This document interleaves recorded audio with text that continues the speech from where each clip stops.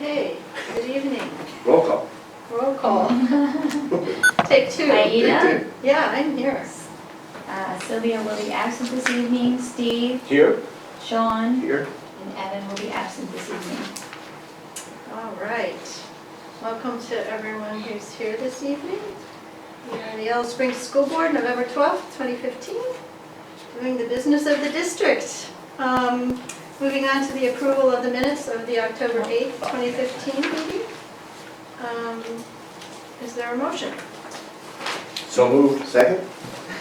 You guys are going to be busy Exactly. tonight. All right, any discussion about, any questions, any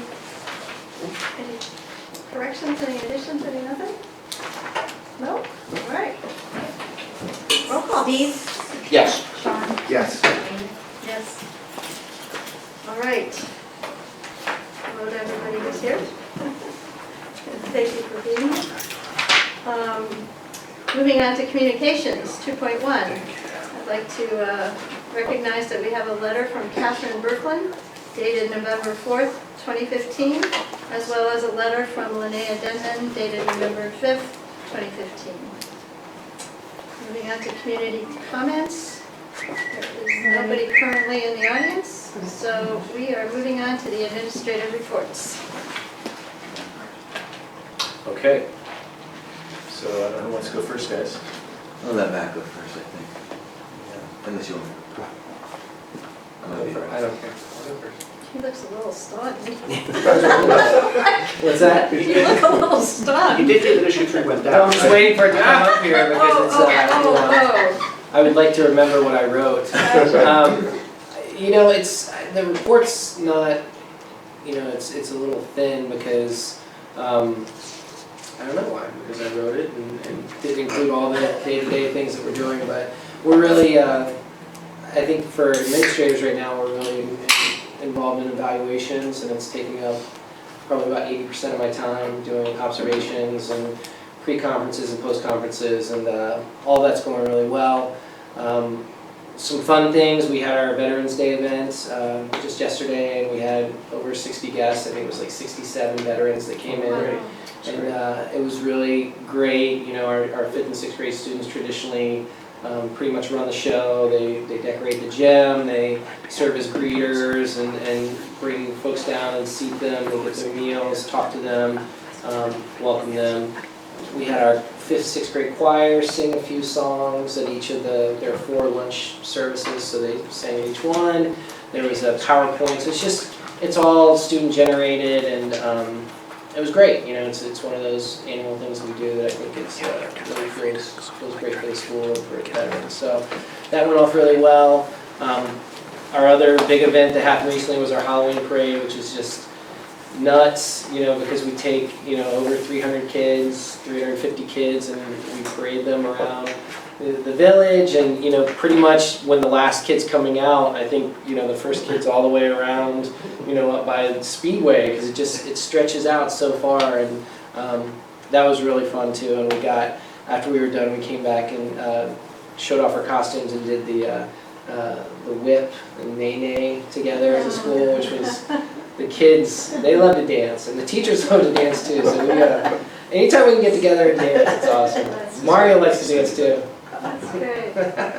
And then I put a little piece in there about PBL right now, and it's really interesting as, even though this is our 3rd year with PBL, we just keep uncovering, more and more, depth and detail and things that we need to figure out and understand, because, it's not just the projects, it's the assessment, it's grading practices, it's environment, it's culture, it's all these different, nuanced pieces that go into what we're trying to do with PBL.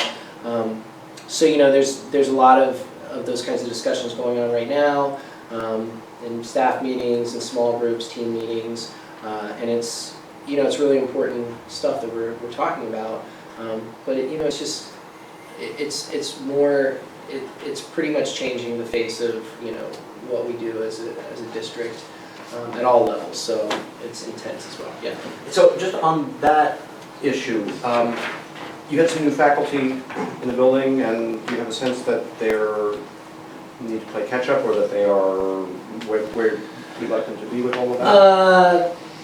I would say that they are running really, they're sprinting right now, and they're doing a good job of keeping up, but they're behind. I mean, they're, you know, in terms of being first year in our district, they're doing a wonderful job of understanding it, of planning projects, of collaborating.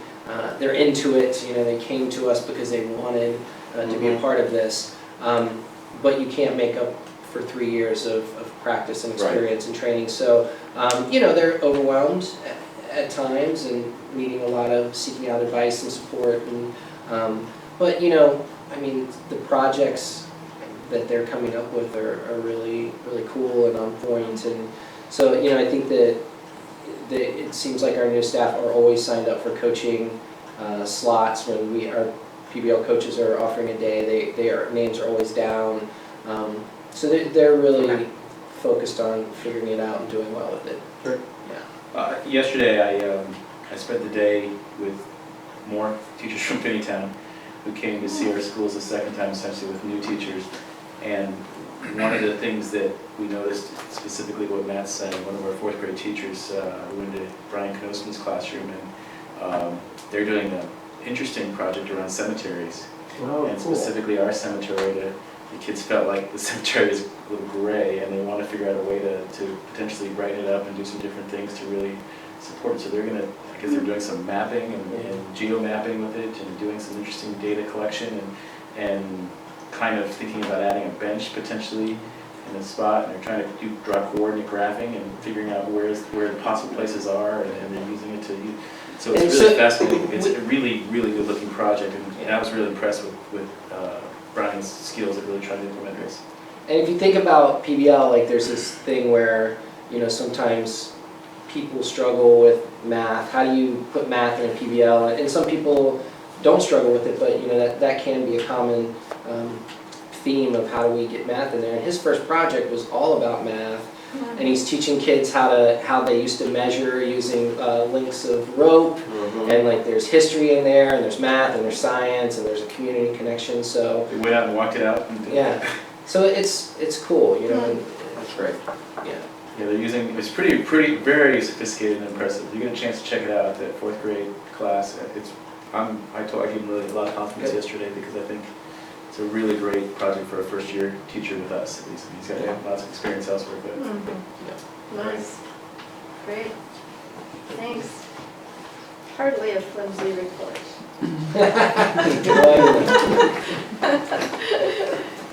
All right, well, hello. You know, and Matt talked a little bit about sort of the growth of things, and I guess I'll talk about two things in particular. The first one is we watched the documentary about High Tech High last Friday, and it talked about the Committee of 10. And I don't remember the Committee of 10 who designated over 100 plus years ago how schools, especially secondary schools, would sort of isolate different content domains, and they made all sorts of rules that we're still living by. Biology before physics, you know, and so on. So we're going to take that idea and we're going to call it the 10 Plus Committee. All right, and what we're going to do is we are now in year 3 of really kind of starting to cook along with PBL. Still growing, still, you know, making some mistakes, but the kinds of mistakes that we're at least aware of now. When in our first year or two, it didn't even really dawn on us on what was happening if it wasn't going on. So some of the things we still have in our school is we have policies that might better align with a more traditional school setting. And it might be, I can think of some examples of, you know, 9 absences in a semester. If you get any more than that, you automatically fail the course. You know, the idea of, if some teachers say if you hand in late work, you get a 0 for it. And so those are some things that I think ultimately we have to decide as teachers and as a faculty and as staff, whether or not those things still hold the same kind of importance in what we're trying to do in this kind of a learning community, learning culture. So we're going to put together, we've put together kind of a committee of about 4 volunteers, trying to get a few more to represent a broad section of folks and beliefs.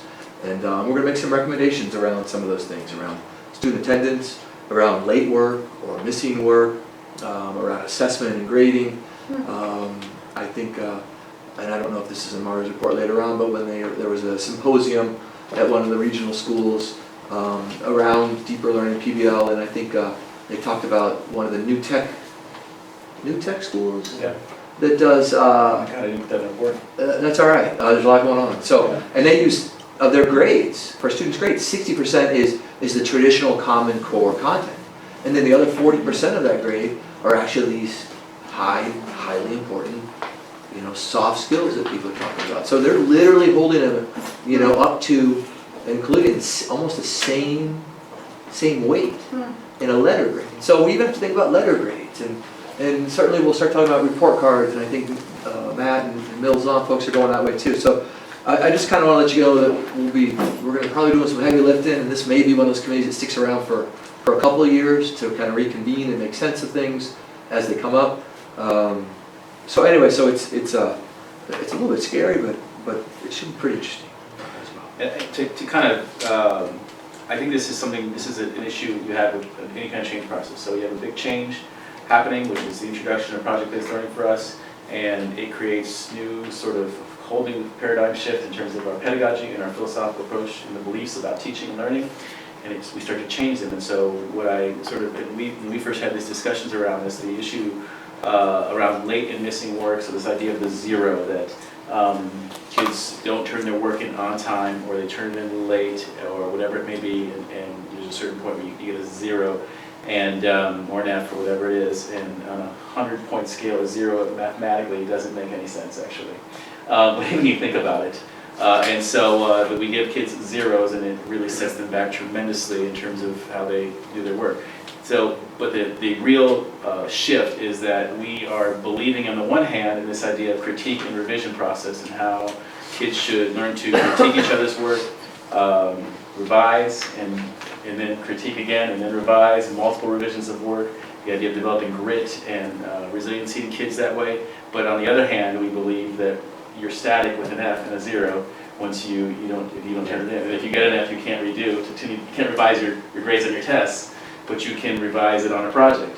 So we have conflicting philosophies here, and the question is, how do we sort of change our practices as a school, and not just the high school, but Matt basically was saying the same thing, I think, that Tim was talking about in what he was talking about in his presentation. How do we then change our practices to better reflect what we believe in now and where we're going as a district? So that's kind of, I don't think that's something that can come from without. I think it has to come from within. I think it has to come from our teachers really making collective sense of it, along side by side with our administrators. And instead of it cannot be a top-down sort of initiative. So we think it's important for our teachers to really ideate around this, and then let's come up with some ideas about changes potentially. Are we getting a close-up on the sweater vest? Along with the faculty and administrator, are you thinking of involving students in this process at all? So at first I Especially if it's wasn't. going to be a multi-year thing, Yeah. which makes it hard, but... So I think sometimes, so maybe. I Okay. don't know, and I think it kind of depends upon where we go. I'd like to have a consistent voice, Right. that so someone's part of that discussion, because some of the stuff, I mean, you go down some rabbit holes, and they may not impact stuff until, Yeah. this third policy down the way, and so, but we're definitely going to float things by kids like we've always, Well, or even some kind of a survey, which are the school policies that you think are the silliest school policies that we have? Because I suspect students will zero in on things that seem contradictory or ineffectual pretty fast, because they know these things. And the zero for a late work or the 9 absences would come up real fast, Right. I think. And the other issue, I'm sorry, Tim. The other issue that came up, which was fascinating, is we read a great book by Bob Lenz called Transformative School, which is about transforming your culture to a more project-based learning culture. And what he talks about was a big wake-up call for me in the book, which was this idea that if we that kids believe that grades are arbitrary, that in fact they aren't real grades, that they're arbitrary based on whatever one teacher feels is the important, versus what another teacher feels is important. And it's not a teacher's fault, it's actually the system's fault, frankly. Yeah. And what has happened is that the kids feel that way, and it makes perfect sense when you can do the same paper essentially in one class, and one class you'll get a grade of an A, and the next class, the same paper in theory could be turned into another teacher who teaches the same class, and you could get a C on it. And we don't have a consistent approach in terms of how we deal with that in the school. So when kids get that experience, well, how does it make them feel? It makes them feel like things are unfair, it makes them feel like grades are arbitrary, and I think that's something we need to think about as well. So it's all kind of part of our evolution, if you will, as a school and district. And it certainly seems like the student review board could somehow fit in Yeah, at some point, Absolutely. rather than getting more kids doing more things, Yeah. you know, looking over some of the stuff that your group comes up with and including them at some point. It's funny, like for example, you hand in late work, some kids will say, absolutely they deserve a 0. And those are oftentimes the kids who hand in the work on time. Right. You know, and so More there's, often than not. and you know, you start digging a little deeper, it really should. You should incentivize a policy, turning things in on time when asked. Deadlines are important. But as we all know as humans, that we sometimes shoot past the deadline.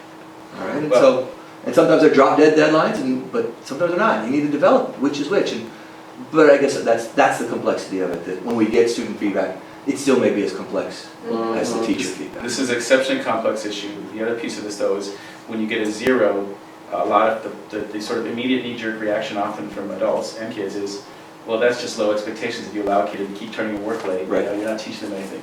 Well, that's certainly one angle to look at it. The other angle to look at it is that when you give a kid a 0, you just let them go with the low expectations, essentially. You're saying, you're done. I don't need it from you anymore. And you're letting this kid who would not have been motivated often anyway, essentially get away with not doing any work. Because that grade doesn't motivate that kid. No, and it is, as you're pointing out, depending on the situation, Yeah. it is almost an unrecoverable Exactly. problem. Mhm. Mathematically. Mathematically, that's right, exactly. So you might as well just, why bother to work for the rest of the term, because... Motivating high school students is hard enough. Yeah, You right. know, I mean, Right. middle school students, so, you know. Well, and I think about that High-Tech High movie and that kid who went on and on and on and on into the summer, and I think, what do you do with that? Yeah. You know, how do you put a letter grade to that? Mhm. You know, I mean, that fire was burning in that boy, and he kept it burning. What are you gonna do with that? But appreciate it and applaud it and go, hopefully the next time it won't be so arduous, Right. you know? Yeah. Yep. Shifted to the second item, sorry about that. And you guys thought you were getting that early.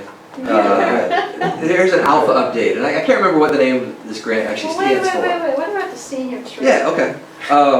Because I'm curious about this phenomenon, so go ahead. Yeah, okay, so Sorry. the class advisor met with, Christy Lewis met with the senior class, and there just wasn't enough interest to warrant a senior trip in the way we've traditionally thought of senior trips. Multiple school days off, someplace well out of state, with some educational stuff in it, some service orientation to it, and then some, fun, obviously. And so that being said, one thing they did say that they were interested in doing was giving a day back to the village through community service. And what they'd really like to do is if they could do that on a Thursday all day, then on Friday, head down after the buses get everybody to school, head down to Grey Wolf Lodge in Mason, Ohio, and spend a day and an overnighter as a class down there. So it's still quote unquote 2 days out of school. They're still giving up a Saturday of their own personal time. The cost is definitely lower. I think there's definitely some camaraderie, community building to go on. And I think one of the things that the senior class this year heard from the seniors last year was that day of community service that was arranged last year was just one of the funnest days that seniors had. A couple of them said it was their finest memory, which is funny, right? And so that was a whole long morning of work, and they had a picnic down at Al's Pond. And I think So it's kind of an extended version of that. So, Just to enable more kids to participate. absolutely, Yeah. absolutely. I mean, the cost is Yeah. Right. wholeheartedly different. Yeah. So, you know, in that sense, like I said in the report, I think it's has a lot of merit to it. And I think it meets some of the things we talked about as senior trips, but it's still well within state. And I think, boy, anytime you can get them all together, bonding, I think that's more likely to have a solid finish to the senior year. And they have a greater appreciation of what they've had. Wherever it is, whether Wherever it's it is, nearby right. or, yeah. So. Did she would say what the issue is? The money issue still the issue for kids, you think, or is it something else? It was just, she wasn't really able to, they weren't feeling it. I think was the general thing. I didn't probe too far, Yeah. because when, It just came from the kids, which I think Yeah. is important. Yeah. Yeah, that's great.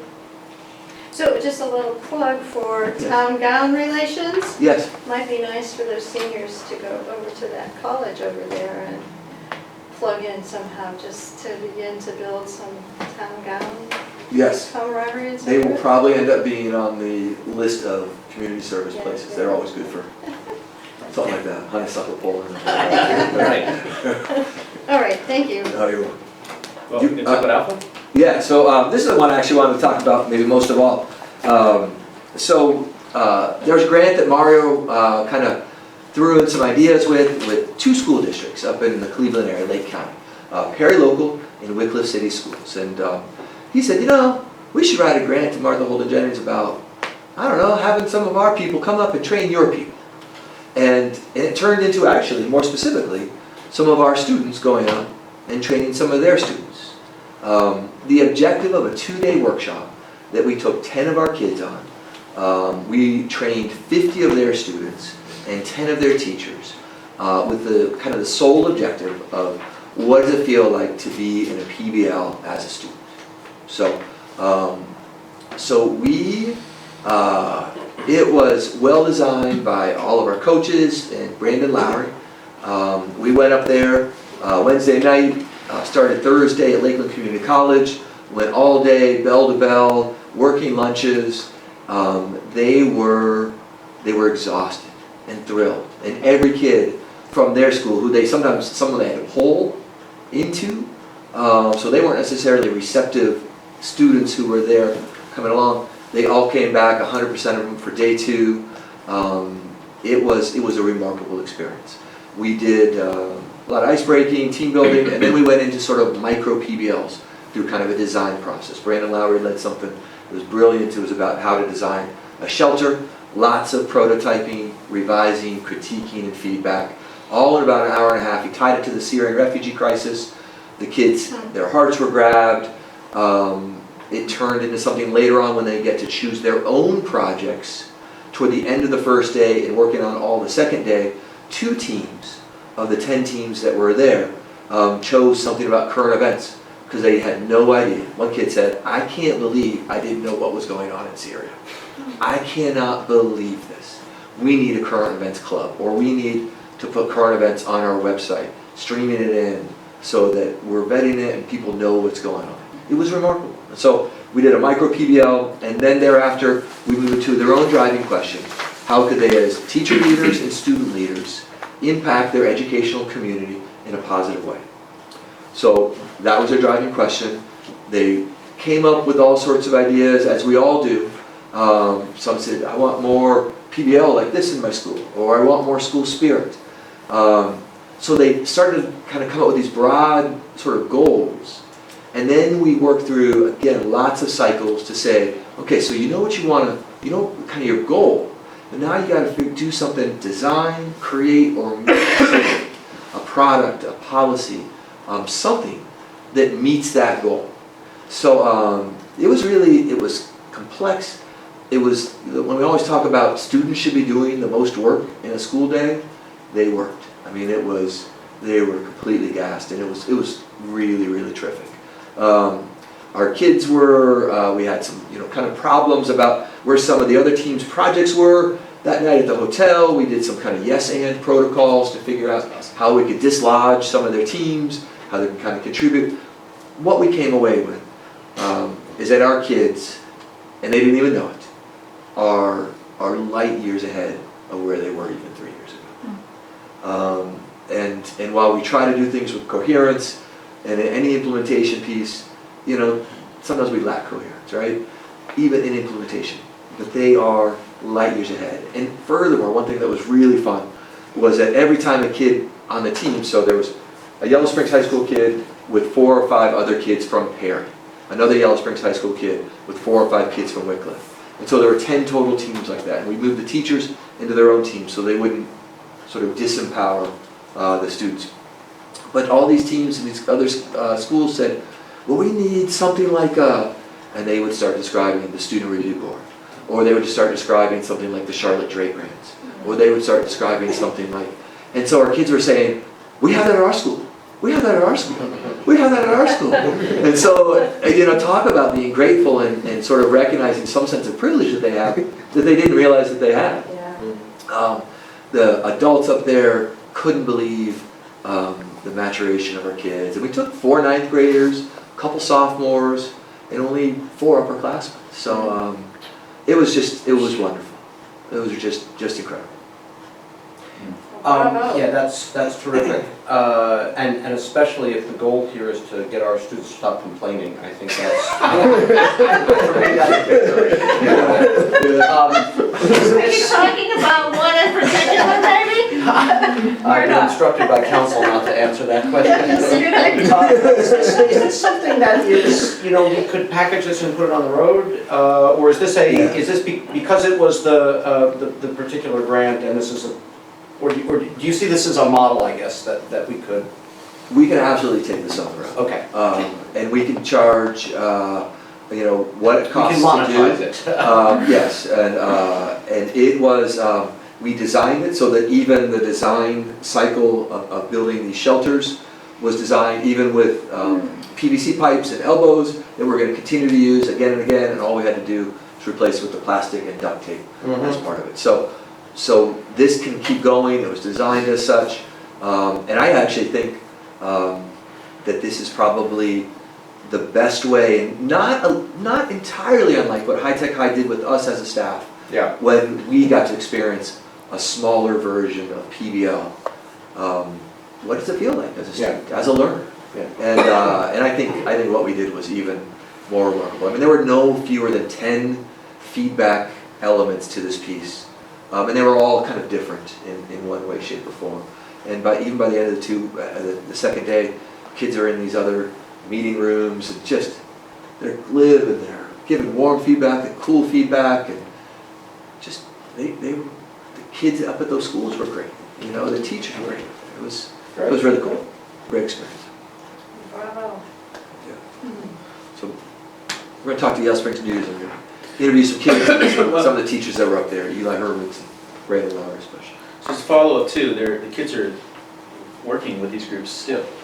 Oh, great. So they're connecting with them. I just talked to one freshman named Noah Cryer yesterday who talked with folks from Finneytown about his experience in the project he's still working on with his group.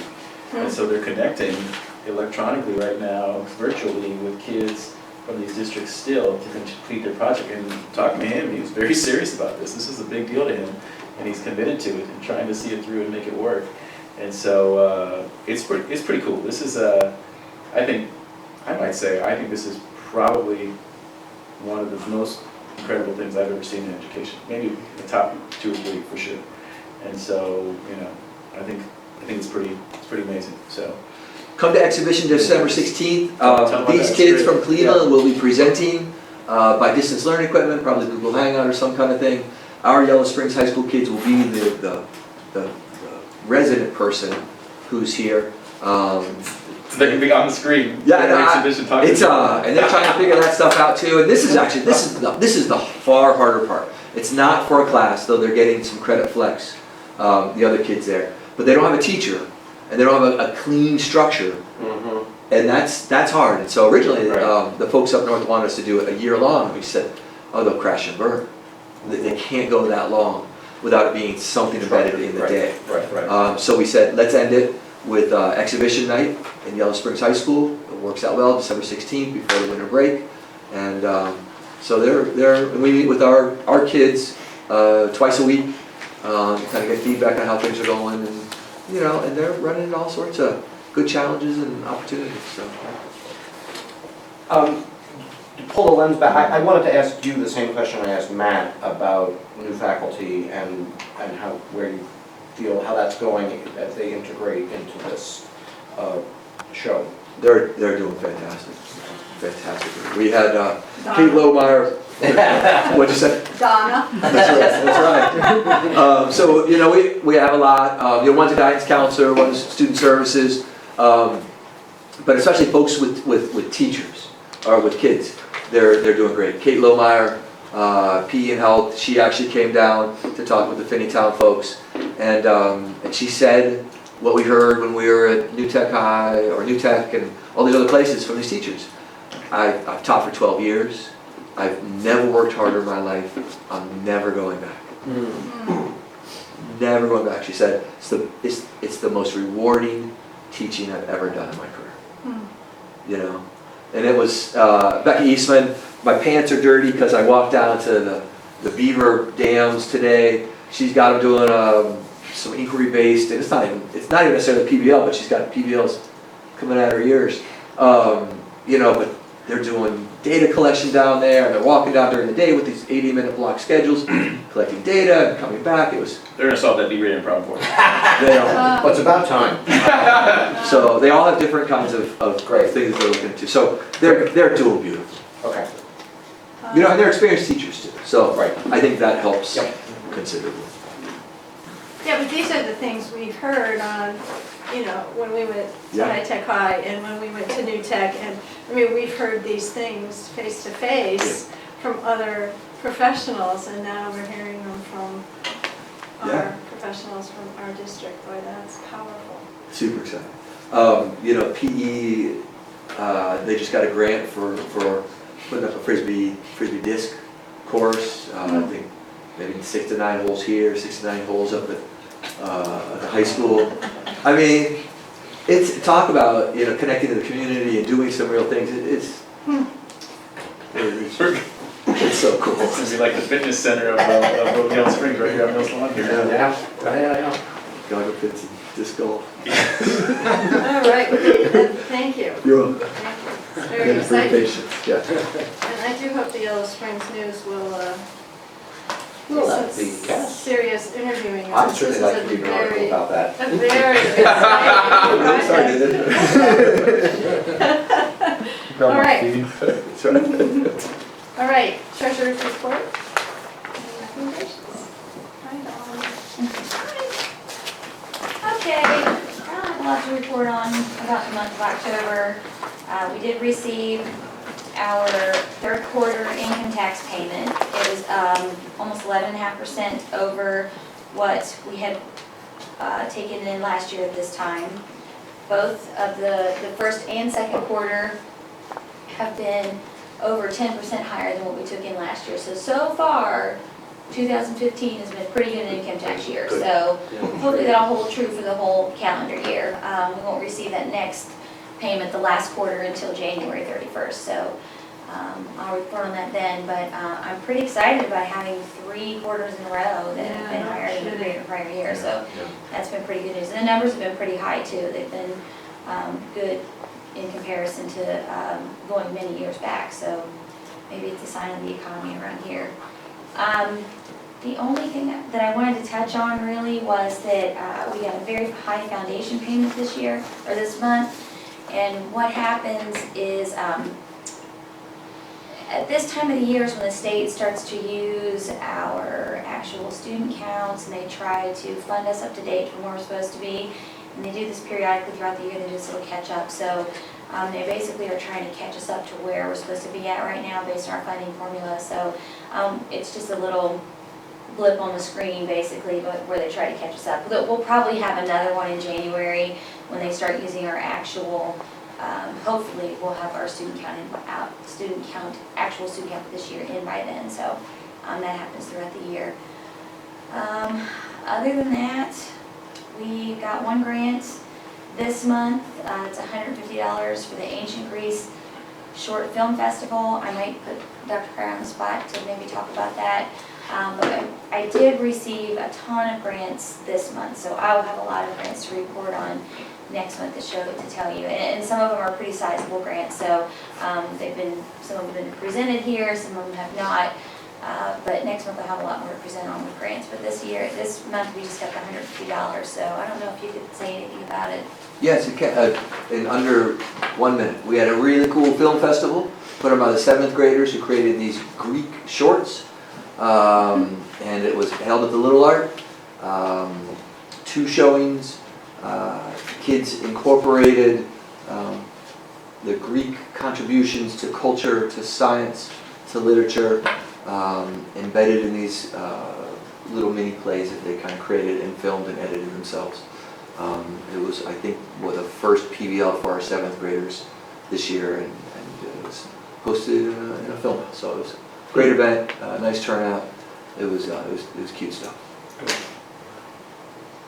Yeah, but thanks to the Community Foundation and the YCE for supporting us. Absolutely. There'll be a number of grants that will be coming next month. They were also from the YCE, the Community Foundation. We really appreciate their support. Just a comment, it's great to see the revenues going in the correct direction, going up. Yeah, for a change. Finally, when we compare to our 2008 benchmark year, we're right on track and a little bit ahead now. And expenses are staying in line as well. Right. So that's important as well, so good job. How far are we from 2008's numbers at this point?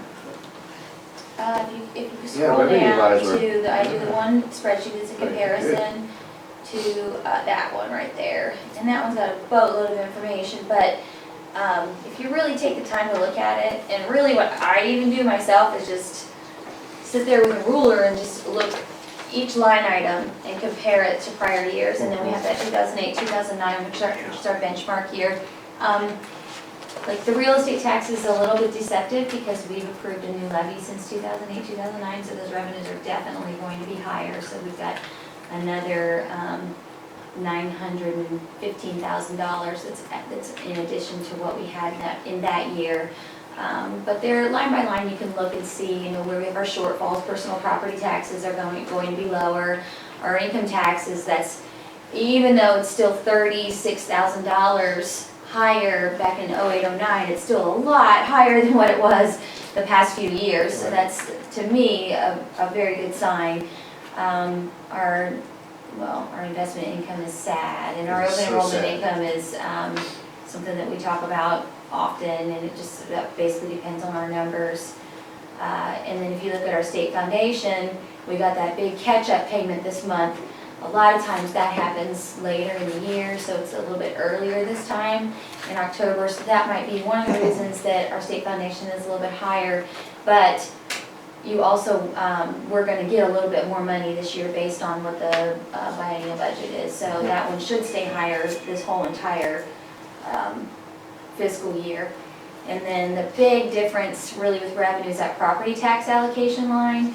We were at $469,000 back in 08 and 09, and right now we're at $296, and that's because we're not getting those reimbursements from the state anymore for the in lieu of tangible personal property tax that we lost. So that's a big way of showing you the revenues that we have lost, especially in one given year. We've lost over $100,000 this year based on them phasing that out. So And that'll continue to phase. that's, Yeah. yes, right now we're gonna be, this year, we're gonna be at like 30-some thousand, maybe next year also, and then it should go down to about 18,000 a year, and that'd probably be the highest we ever receive again. And that was what the casino revenues were supposed to replace. Well, yes, sort of. Well, that was the promise. Yes, it was the That promise, was the our promise. sad little casino tax revenues. And then like Sean said, if you look at the expenses, sometimes the salaries and wages are deceptive because we have we've had a retirement buyout that we did the second year that I was here. Those were paid in September of 2011 maybe. So it might not even be on this sheet. We also have every September is when we pay out all of the severance payments for the teachers who've retired. So if we have multiple retirements, sometimes that kind of skews where we're at this time of year. when you have fewer retirements. Our fringes are basically just based on the increases that we've had. We've had very small increases in our insurances the past few years, so those are actually pretty stagnant and steady. And then purchase services, we've had increases here and there and decreases here and there. I report on those throughout the year. And then our capital outlay is a big one. As you can see, we're at 75,000 or 93. We're at 75,000 right now. Last year at this time we were at 93,000. We did a large technology purchase at the beginning of last year. The technology purchase at the beginning of this year wasn't as large. And then back in 08-09, we were doing that House Bill 264 project, so that's why capital outlay is a lot higher at that time. And then everything else is pretty stagnant. But I didn't mean to really go into that much detail, but I do, to make this a usable report for you, I just want to remind you, just to go through line by line and then, you know, look all the way across and see where we've compared. And Sean's right, in comparison to 08-09, we're doing pretty good. That's been our benchmark year for several years now, so. Thank you. Another bravo. Thanks. Yeah. Okay, anything else? I don't think so, huh? Okay, 3.2, just reimbursement in lieu of transportation. I guess we need a So motion moved. and a Second. second. All right. I don't think there's any discussion unless it's pretty common. Roll call. Sean, Yes. Aida, Yes. Steve. Yes. Okay, motion passes. All right, superintendent's report and recommendations. Okay, Dates. let's start with enrollment, and I guess I'll pull it all up here, hopefully we can make it user-friendly, so we can kind of see this together. You know, before you continue, Mario, you might just talk about, usually you have a written report, but things have been Yeah. unique, and just sort of, So I had a little bit of a challenge, as you all know, medically for myself. I've been out for about a week and a half. And then the day I come back, I go to Capitol Conference for 2 days, and then yesterday and then today, I've been pretty darn, well, yesterday I spent all day with folks from Finneytown, and so at our schools, walking around and looking at classrooms and seeing some cool things happening. And then today, you know, some other things have come up. So it's been a kind of a tough week to really catch up, and so I apologize. I think this marks the first time I've not done that, and so I will answer any questions you may have. I think you've heard most of what's happening right now from our principals, and I'll talk a little bit more about a couple other things that you should know as well. But yeah, I apologize for that. So let's talk about enrollment if we can. This is our enrollment report, and I think a couple of things I want to point out that I noticed when I was looking through it that I want to share with you. First of all, if you look at this, this sort of stood out to me. Kind of make this bigger. Specifically, the private school enrollment in kindergarten at 8, it seemed like a large number to me, but when I looked at it over time, that really is pretty consistent with what we've seen over the years. In 11-12, we had 9 kids. 12-13, from what I could find, we had 9 kids, and so it really represents basically about where we've been in terms of kindergarten enrollment in private schools. However, we don't have the enrollment from the Yellow Springs Cooperative Montessori, and I understand that there's a kindergarten for there as well for kids. This side, you know, last I checked, and so Susan's going to check with them in the next couple of days and see how many kids they have in kindergarten there, which would contribute an additional number of kids. If that's the case, and what I think it is, we could have potentially 12 kids going to kindergarten elsewhere through private schools, which is, it's a pretty big amount for us, and something we need to really think about and consider. Antioch numbers I thought were high at 25, but really that's actually probably the lowest number it's been in 4 or 5 years. Usually they're in the low 30s, high 20s, and so that's a reduction. And even collectively, 44 represents probably the lowest number we've seen in a while, so that's a decrease for us collectively. Open enrollment out of 13 represents probably the lowest number we've had as well in a while. Our homeschool numbers are fairly consistently right around that number. They haven't gone up or down much over the past 5 years. And community school numbers, though, are one that's actually on the rise. not significantly. We've had about 9 or 10 kids mostly, but 13 is the highest number I think we've seen. And those kids are, the number where they're going is the Ohio Virtual Academy. As you can see, an ECOT is sort of a new addition. So we have kids who are at Ohio Virtual Academy was at 1 or 2 kids 4 years ago, and now it's at 7 kids. And so I think that's although it's a small number, it's something we need to keep our eye on. Why do we call those community schools? Since the virtual school is in fact, ipso facto, the opposite of community? They're essentially charter schools. Yeah, let's call them charter schools. Right. I think we should. Yeah. But the technical name that the state has decided to use is community schools, but Community school. I like the idea of calling them charter Just schools. call them, yes, because Call them what they are. and so let's not I pretend. agree, let's do that, we'll Yeah. change that. Thank you. So I think that's kind of the big number that stands out to me. More and more kids are choosing online options. The online options are getting more interesting, however, their graduation rates are abysmal at these places. Surprise, surprise. And become dropout factories for kids in many ways, and are not being successful at all meeting the needs of our students. And so certainly it's a concern of ours. I don't know if Tim has any insight on that number or why he thinks that that's happening, but most of those kids are leaving the high school level. And so the question is, what's happening there that is causing us to lose kids? I don't have a ton of insight. A couple students this year have moved on. They working through kind of meeting our kind of behavioral norms and working through kind of some of those things that led to some of that. But the other numbers I don't know. But I'll when I was in Virginia, I helped start Virginia's online school. We created coursework, AP all the way through. Online learning, it's for real. It's for real. Do you have the same kinds of benefits? Community and day-to-day interactions like that? No, not necessarily.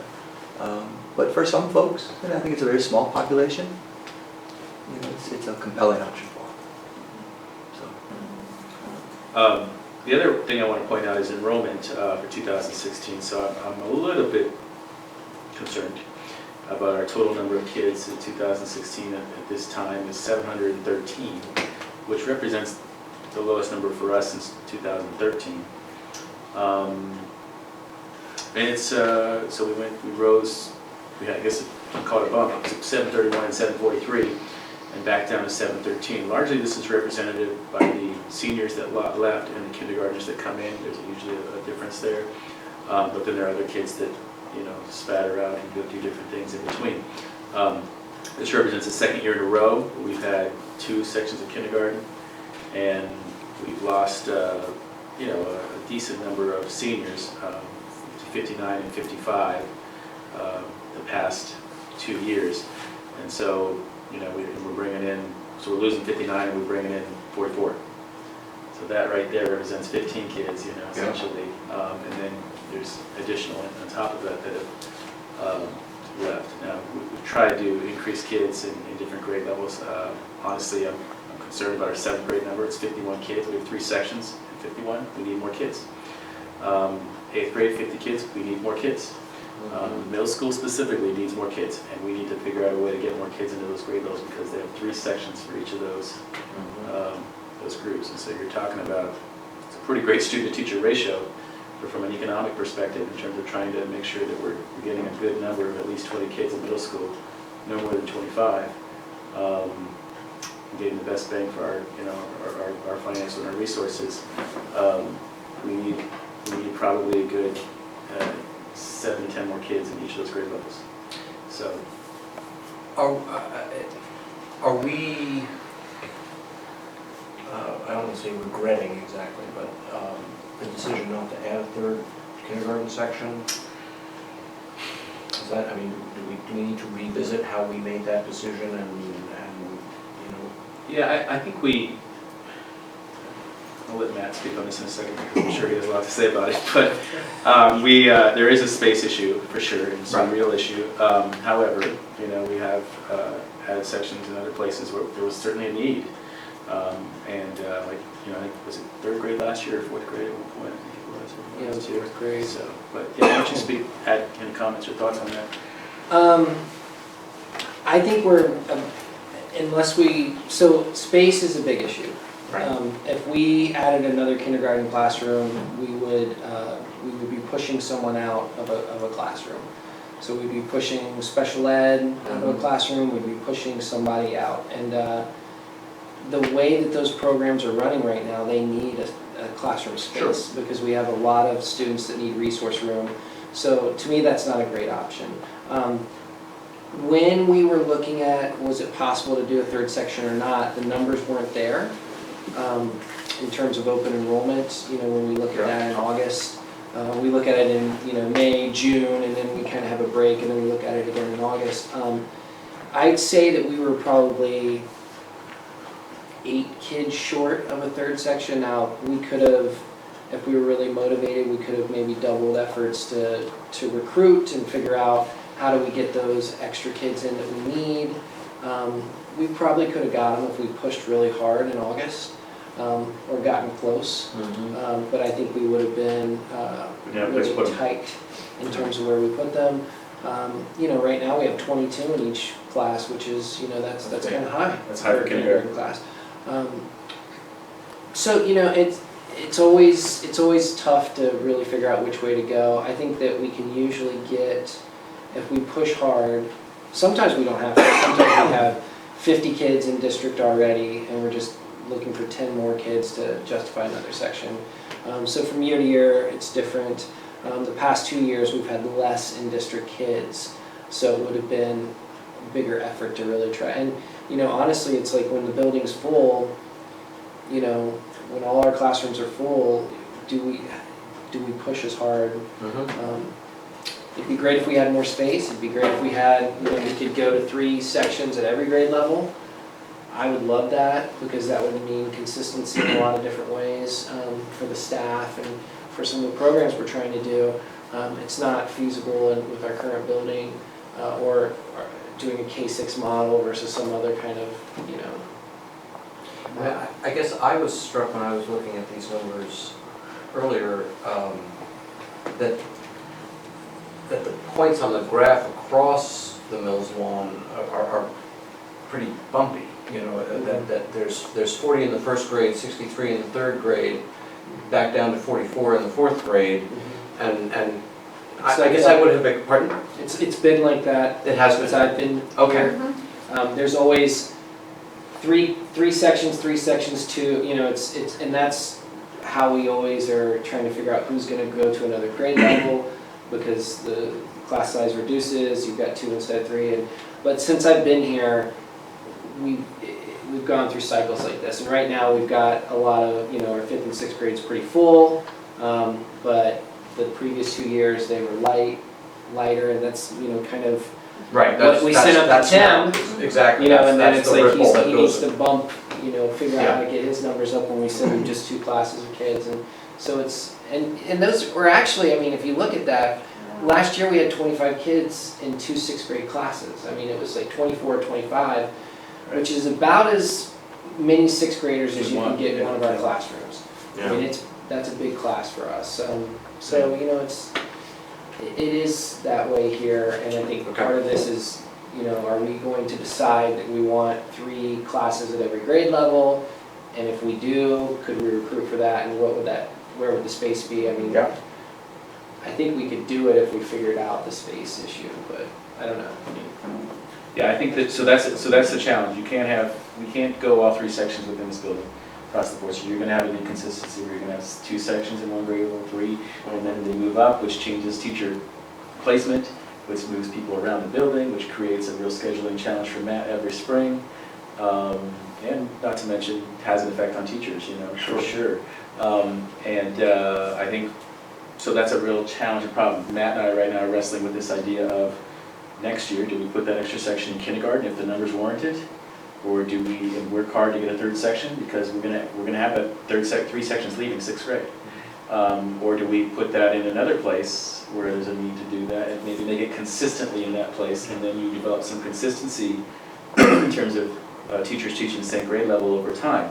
So that's a real interesting debate and discussion we're still having. I don't know where we're going to land on that, but there's certainly an argument to be made that you put it in kindergarten because you get the more kids there, and you keep them there, you know, as you go through, so, but. Well, I guess this is not necessarily the time to have this discussion, but I guess the tail that seems to be wagging the dog here is square footage. Facility. Yeah, and so I wonder if it would make sense for us at some point to explore bringing somebody in, a designer, you know, a planner, an architect, to look at this building and look at what would be the best, most efficient way we could go to 3 sections, short of tearing the whole thing down and building a whole new building, obviously, because that's a bridge too far. But are there clever alternatives here that we don't see because we're not trained professionals, but somebody else could come in and say, you know, if you did X, Y, and Z,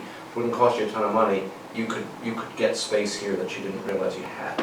I don't know, but maybe that's something worth thinking about in the future. Sure. Sean? I always love this stuff. But yeah, there's too much here to really talk about. The one thing that jumps out for me though is the 5th to 6th grade. That's where you lost 10 students.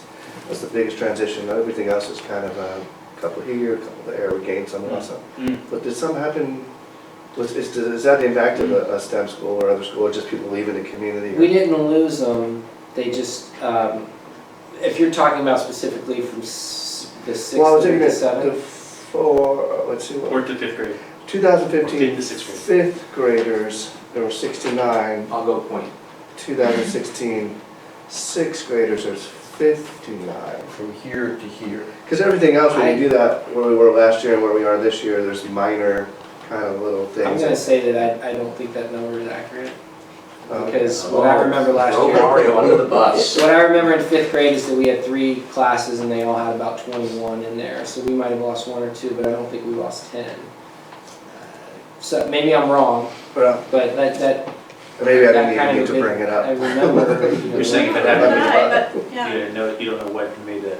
I really don't think we lost 10 kids from 5th to 6th grade. Yeah, okay. Yeah. Then the question I have really is more for Don. And Don, I only brought it up, I bring it up because at the Capitol Conference, a couple of sessions I went to, the small districts were saying, wow, we're losing so much in open enrollment. They were losing students, right? They were in a different situation, losing students. And they would quantify that. We lost $600,000 through open enrollment. We lost $300,000. And so my curiosity was, what do we lose by not serving those 102 students in our district? Quantified, one number. Now, you made an incredible spreadsheet that, right, we don't even have to go over it. TMI. And you don't even have to answer the question right now unless you know the answer. Well, I didn't want to not answer it at all, and I thought it was Wanna kind pull of, it yeah, because I mean, I can just go through it very quickly. Because the superintendents were rattling off how much money they're losing. Well, and I mean, they're probably just rattling off the simplest form, that if you're losing this many kids times $5,900, right, that exactly. is I- the amount that I you're do have an losing. answer for that though, and I don't want to interrupt. I remember we lost kids at the beginning of our school year last year. It wasn't at the end. We had 3 kids that moved. We had another kid that, like, there was this, what we started with was not what we had in October and November. There was a bunch of 69 kids is that probably moved out, and it was probably 3 to 5 kids that moved out, and then there might have been, another couple kids that, so it was situations like that. So what Right. we ended with was more like 62 or 3, Okay. so it wasn't as significant, but Mhm. that was the factor there. Okay, you want me Okay, I was trying to show Sean, just basically, you can rattle off the simple $5,900 times 50 kids and come up with the amount of money that you're losing. And that is true, because it's deducted from your monthly foundation. But what I wanted to show him really quickly is kind of more of the behind the scenes. This report here, You guys can't read. But I can see it's one not on my really that screen. important. It's, the top part is when I call up our monthly foundation, or our semi-monthly foundation, it gives an ADM breakdown, and that's our average daily membership. So I just did that just to kind of show you what I see on my reports, which is what our foundation comes in at. They have not updated these numbers yet for this year, so this is using last year's numbers, but it comes very close to what we have this year, so I think it's still gonna relate to the information that Susan put together.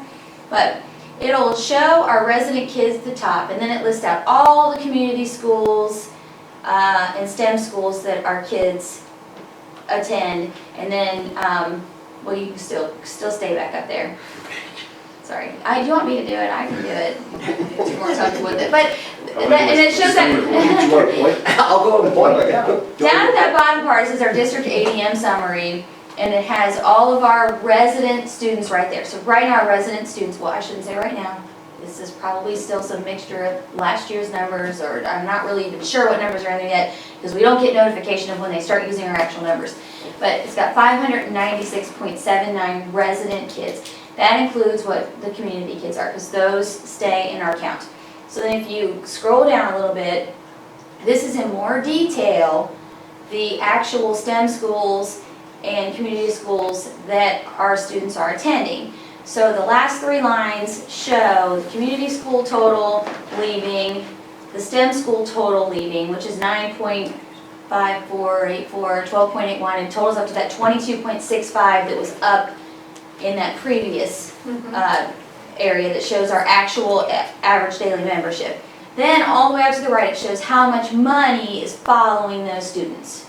So we can pull that up right away. Now, if I take that number and I divide it exactly by 5,900, it's not going to work out. It's not always 5,900.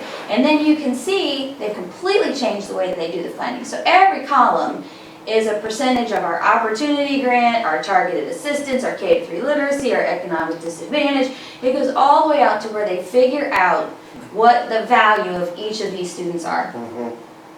That's what we have to go off of. So that shows the amount of money leaving. And I'm sorry you can't see it that well. I wasn't sure how it was going to turn out. I didn't want to make paper copies over something. The FTE piece is important too, because it's sort of, as Don sort of alluded to, with 5.9, 5,900 per student. That's for a 1.0 student. But Right. you can see that there's a lot of 2.52s and 0.16, Because they're going depending how many for days percentage you're of there, time and percentage the of time. percentage of the So year, it's not a clean cut. things like that, yep. And these can be a little bit transient because they change their mind and they go in and out, and some of them choose to do the school at home, and I mean, there's just all kinds of different changes. So that is $157,000 that's leaving for STEM and community school. So then the next area is, this is strictly open enrollment, and I know this is what Sean is primarily interested in. There's a whole other long page that shows where all the kids are going to and from. I did not put that on there. This is just the summary, and it shows the number of kids coming in and out for our district, and this is last year's numbers, I'm sure. I'm sure they don't have this year's numbers in there yet. So again, you have these numbers here, but they're not going to be necessarily $5,900 per kid. It does, because if you do that math calculation, it never works out, because there's different. If there's special education, there's a different funding amount that you get. You get extra here or there. So that calculates out to the net effect. Last year we took in 913, and then we paid out 103 something. So the net effect was $809,588 that we were taking in net from our. We definitely are on the good side of open enrollment in our district, and our numbers keep climbing. When I started here, our FTE in was probably around 120 to 125, and we've really climbed, and it looks like we're staying. We've maintained a lot of the students we've had last year, and our resident students went down. Right. So if you go to the next page,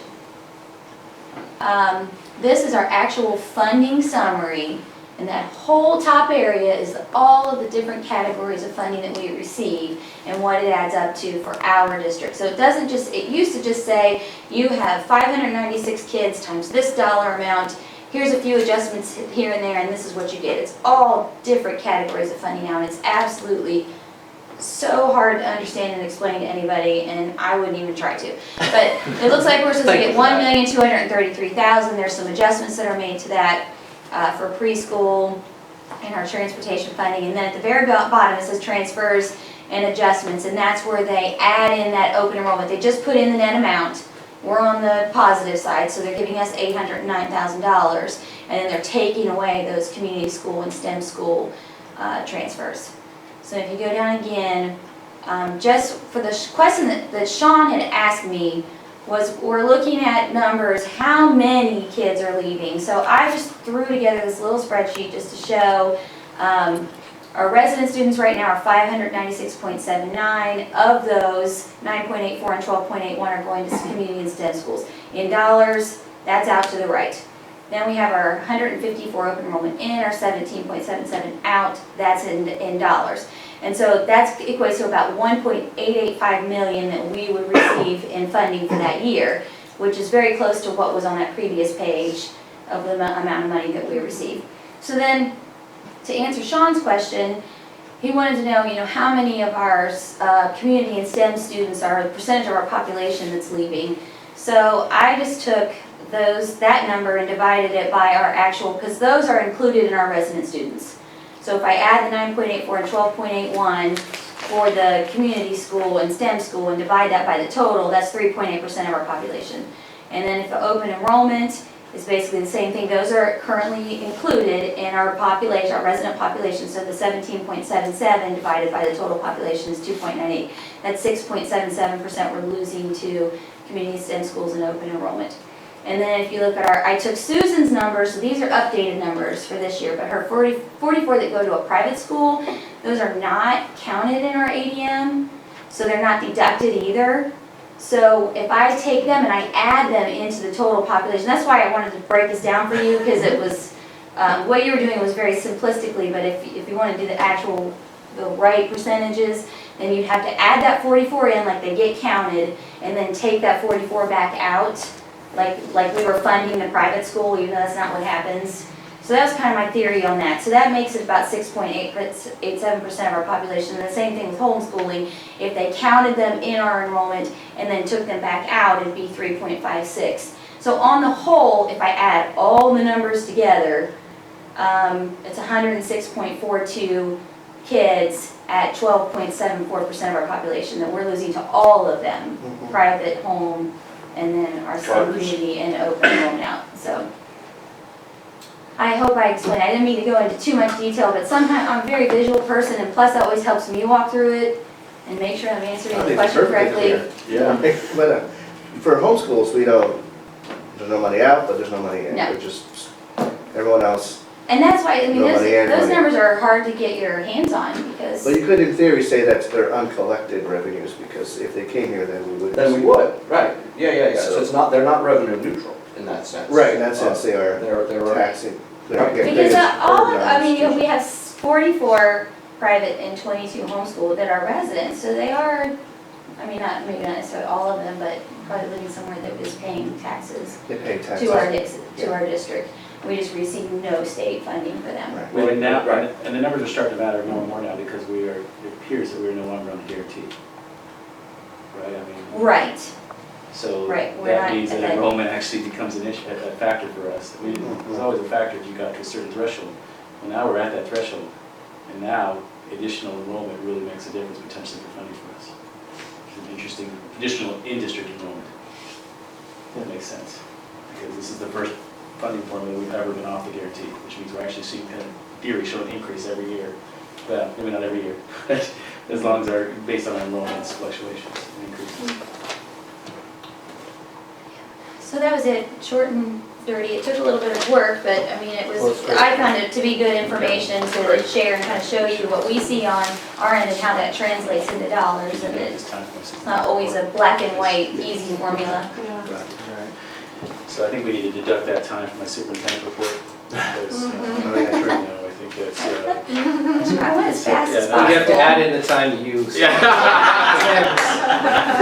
That's true. We don't talk about that. Homeschooling.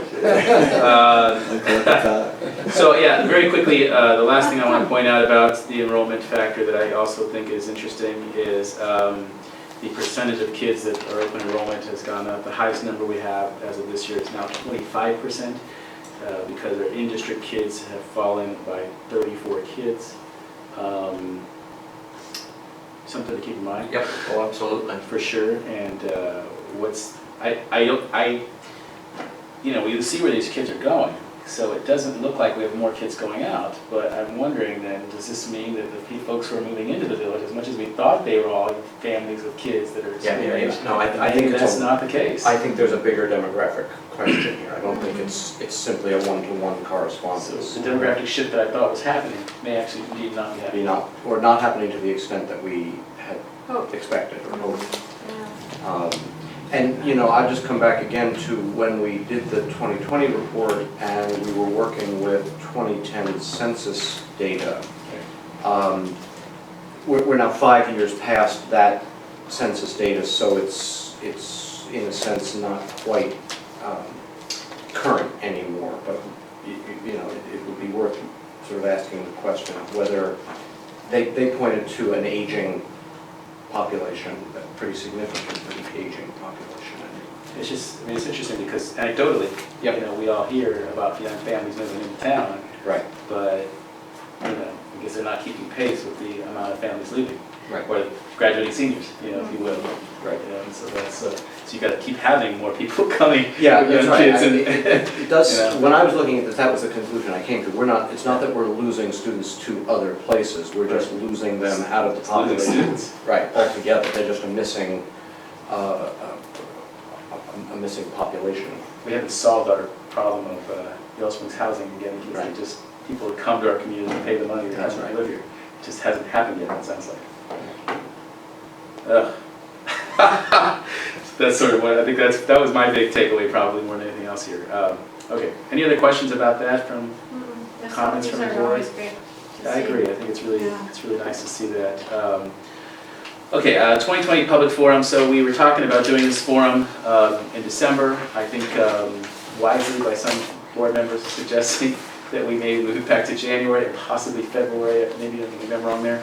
But that was something we should look at and consider that. And so what I need to probably do is see if I can get Megan on considering how we can do some good advertising for this and get people to come out and maybe we can start brainstorming ideas of ways to really get the community involved with this event and what's going to make a difference so that folks will want to come out and hear about the update. You know, you could in theory tie it to an exhibition night and do a presentation before the exhibition, I think that makes all which kinds of has happened sense. before in the past, and we had a really pretty good crowd there.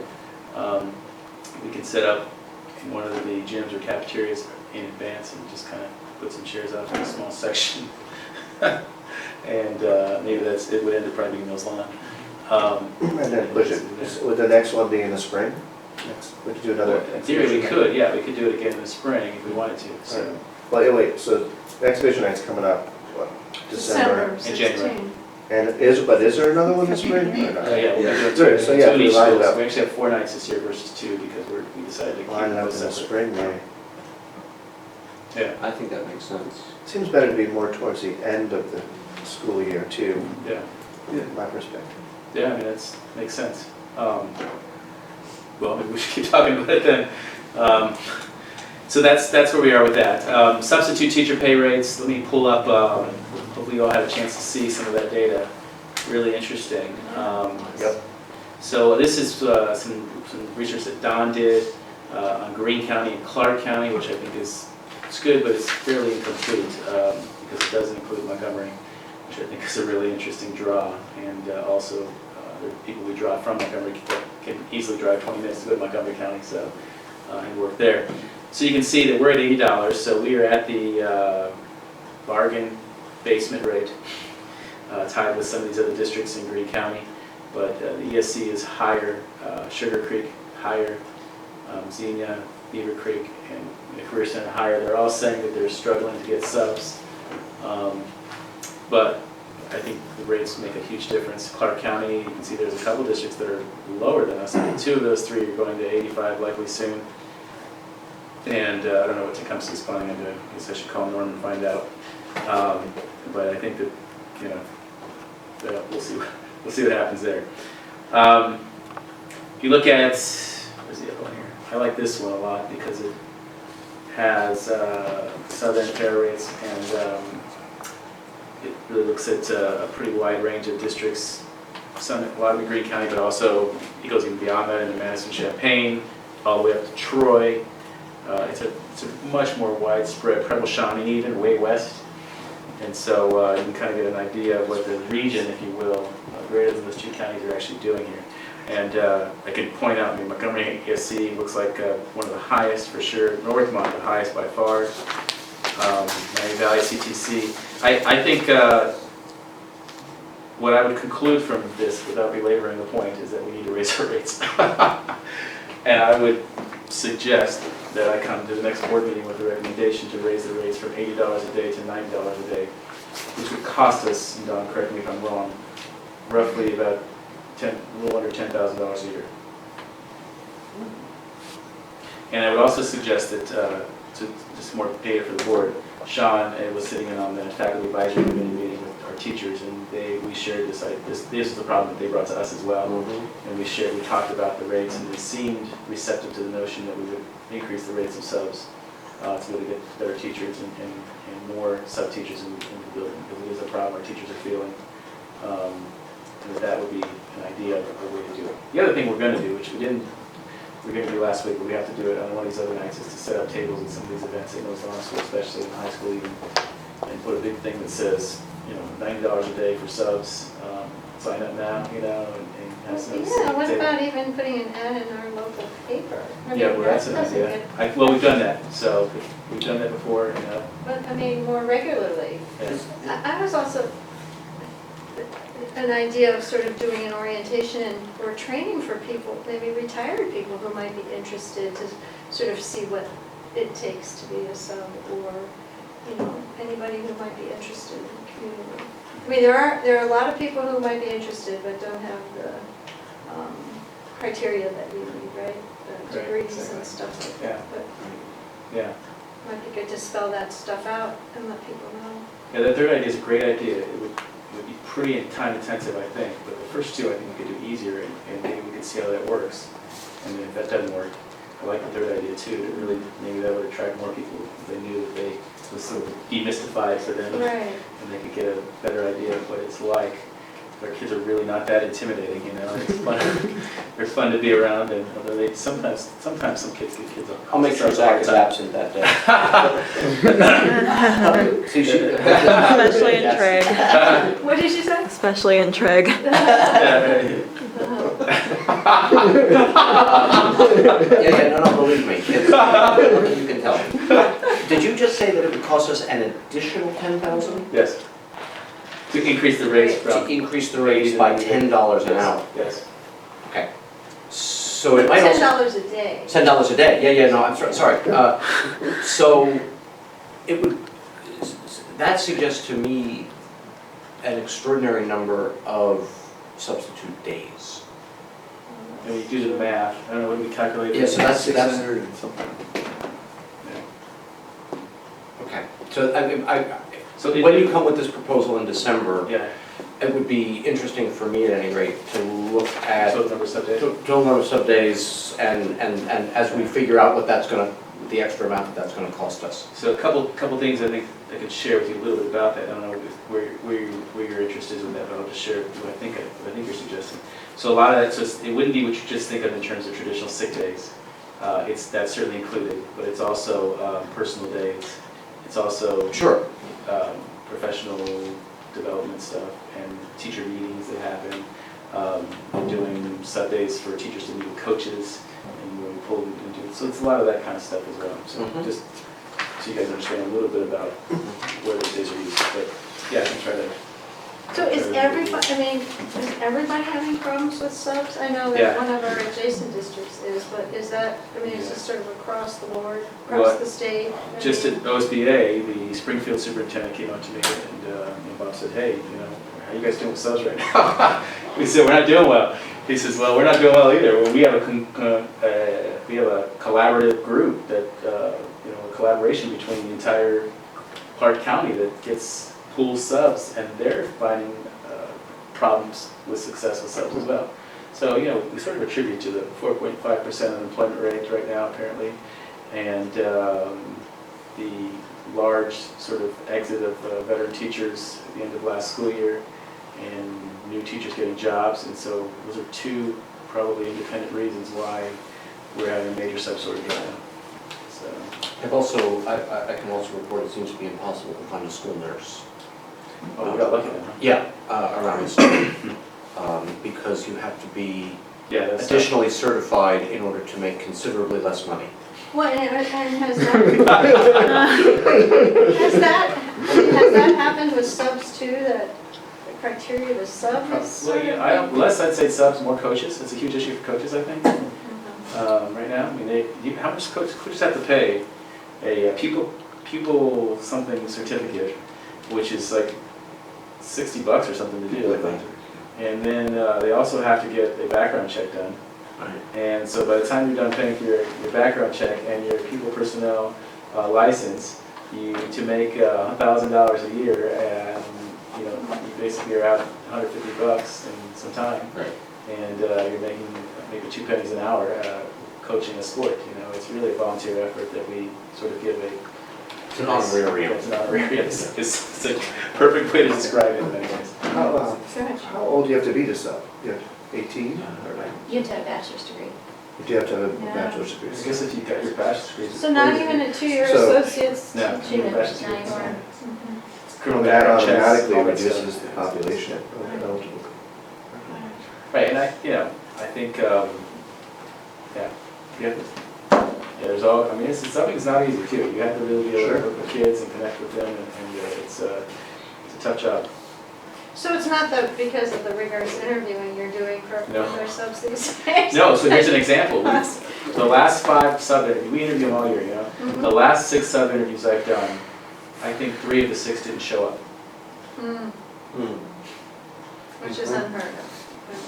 Yeah, well, the teaching job, it didn't happen, Yeah. Yeah. And then we're not allowed to sub, are we? Because we are board members. That's a good question. I don't think so. I'm not sure I'm gonna hire you, sir. Can't And hire I'm yourself. assuming Steve qualifies. Yeah, which he does not. I think Let's he make would be that great. clear. Yes. Yeah, right, we wouldn't, I don't think you can be an employee of the Right. district. as I mean, we well as are the- employees, as board members, but we can't Yeah. be in You another can't manage position yourself, I don't think. unless we volunteer, but even that would get complicated. Right. Okay. You well, suggesting you're gonna volunteer? I'm just checking. Karen, No, he wants plausible deniability. all right. Yeah. Okay, Okay, so, so you're gonna come with something Yeah, that makes sense. okay. spelled out? and Yeah, stuff. so that'll be on the agenda next month. I'm thinking $90. If there's a difference of opinion, please let me know. In the meantime, and so, Well, the thing that I'm aware of is that even those districts that pay more are having problems. So I'm not sure that that's gonna solve our issue. all it's in gonna, totality. exactly, but. It may have to be done, but it still doesn't solve the problem. Yeah, right. Yeah. What did Eva say? Did they say they're having issues too? The subbing? Yeah. I think we have had, yeah, Okay, yeah. You guys have an issue with her too? we've had some trouble. Okay, so the last thing I'll just quickly throw out there is we did that 5-district collaboration skills workshop kind of day, where we have a collaboration group, I keep messing this old, conglomerate of districts, the state and regional STEM school, the Yellow Springs schools, the Dan Wirt schools, and the Biomed Science Academy from Cleveland, all came together at Antioch Midwest several weeks ago to come together and start working on these skills that we need for kids to be successful. We created rubrics. We're still working on those rubrics. It's a very difficult work. And then the goal would be to use those rubrics potentially as part of a performance assessment system to measure some of these skills as well as content. And that is part of our long-term goal to sort of start assessing things differently with our kids and then reporting that out to the community as an alternative report card, if you will, versus what we were traditionally reporting on. So before we proceed to 4.2, which you just segued into the one question I had for you, and that is there anything new to report about our waiver application? Speaking Well, of assessments? Yes, the Doug Carpenter shared with me, and I shared with this group that we organized, because they were all asking me, Mario, what's the latest, Yeah. And so I called Doug halfway through the day to find out what the deal is. Apparently, Doug's not the guy actually communicating with him. There's the director of assessment who's actually doing communication, and we all got his email address, and we've been emailing him. And but basically, he has submitted Plan A to them, which was a very kind of open-ended plan for districts and kind of allowed people to do very different things. And that was soundly rejected And this is in Washington? in Washington. Yeah, okay. And then they are planning to submit Plan B. We asked if they've done it at that point. They've been sort of planning conversations with the feds about it, but the feds have since denied a couple of those conversations and had other appointments and and had to reschedule several meetings on that. And so therefore, they have not yet had an opportunity to do that. Now, the word is that what's really happening bureaucratically is Arnie Duncan's gone. Right. This new guy is coming in and very much the same philosophy as Arnie. So Obama really hasn't shifted his thinking around this as much as he wants to talk about shifting his thinking around it. But really it's all lip service essentially, and it's going to continue to do the same policies and practices we've been doing for the past 4, 5, 8, 7, 8 years. And that, in fact, it's going to get more difficult because at the end of any president's term, especially when we know they're not coming back, people start jumping ship and the bureaucrats all leave. Yeah. And so all the bureaucrats within the Department of Education are all running around trying to find other jobs, and so they're coming and going. And the last 6 months to a year and a half of administration, apparently all the administrative offices, it's really, they don't get a lot done. So I think that's what we see here, and that's what's happening. And so hopefully this will change things. I was knee deep in this, Steve, about 3 weeks ago, and I could probably get knee deep in it again. The challenge I'm having, to be perfectly candid, is Sean was with me at the OSBA conference, and he saw that one superintendent come to me and asked me about it. I have that a lot happen. I have a lot of superintendents, they're asking me about what we're doing next. Like, I'm the one that's going to solve everybody's problems. And we have to solve our own problems for Yellow Springs first. And then we can work on this whole conglomeration of districts throughout the state. And so that's, I'm wrestling with my time. No, Yellow Springs and then trying to do this other at the the same time, so it's hard. This, as far as I'm concerned, and I just want to make this clear, I don't regard this as that this is your problem anymore. Right. You did what you were asked to do. You did considerably more than you were asked to do, and then you threw this into what turned out to be a vat of molasses, and that's not your fault, and nor is it your problem to fix, it seems to me. I just wanted some sense of whether anything was moving between Columbus and DC, and DC and Columbus, and so. My best assessment is it's very slow right now, and I think it's going to take some push from other places to be able to get things moving. So. All right.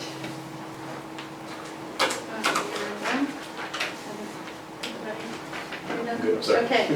4.2 is the first reading of board policies. It's recommended that the board approve the following policies for the first reading. Is there a motion? So moved. Second. All right. So this is our usual kind of policy thing, this is first reading. And I don't think there's any question, anybody? All right, roll call. Aida? Yes. Steve? Yes. Sean? Yes. All right, into the personnel section, consent calendar, 4.3 through 4.5.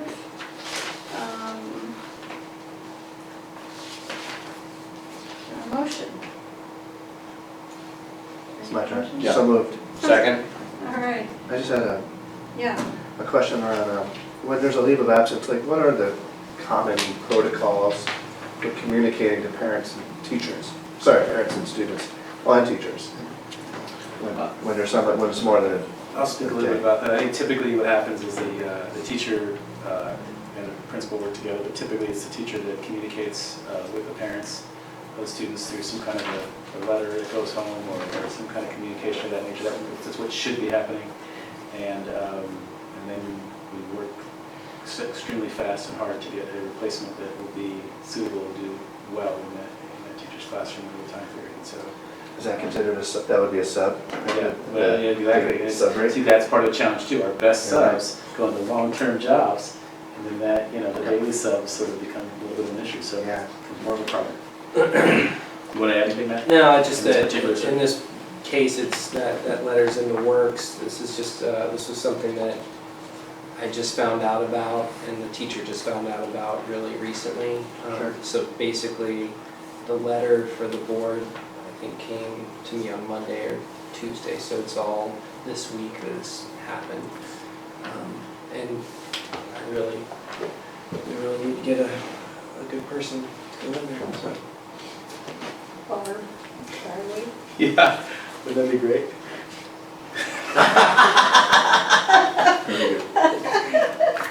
Okay, there you go.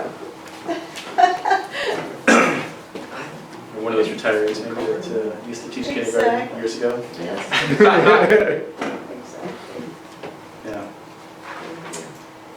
All right, and well, let's talk about 4.3 just because that's important and Yes. much appreciated to get this kind of notice. So, Yeah, I am really thankful to Kathy. I have not had a chance to thank her myself. I just haven't had time, but I'm going to go talk to her soon. And Kathy, as the kids call her, for everything she's done for our kids. Our kids are going to be, if they haven't already found out, they're going to be devastated when they. So you might want to let the community know what we're talking about too. Yeah, so Miss Berkman is retiring after lots of years of service to Yellow Springs schools in our community. Very loved and dear teacher to our students and our community, and it's going to be very hard to replace her. The kids are really leave her classroom inspired in ways that I hear all the time about kids who become Spanish majors or do fields related to foreign language or travel internationally because of her influence, and I think it's had a huge impact on them. And so even Steve just shared with me. Well, yeah, and I would also add, though, this is her last year, and I think she knew this was going to be her last year. She is going out with a bang, doing this thing with Cuba. Yeah. She's got these movies that she's taken down there over the, I mean, she's not mailing it in. It's amazing.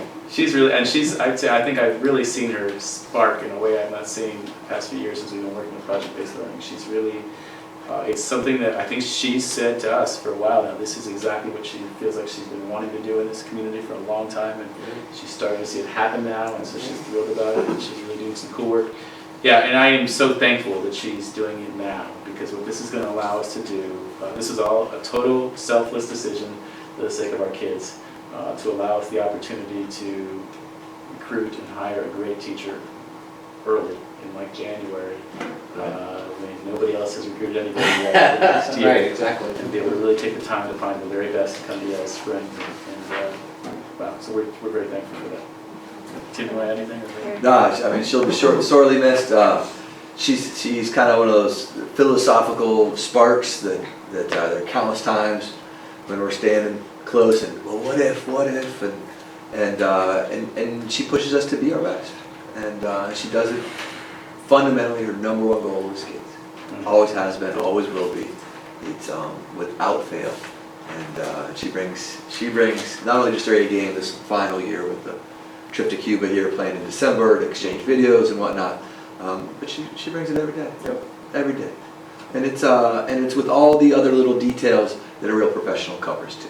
That's one thing. You can bring passion, but if you can bring passion and the craft and details of good teaching, that's what she does. So she'll be sort of this. All right, I don't think anything else. Okay, so roll call.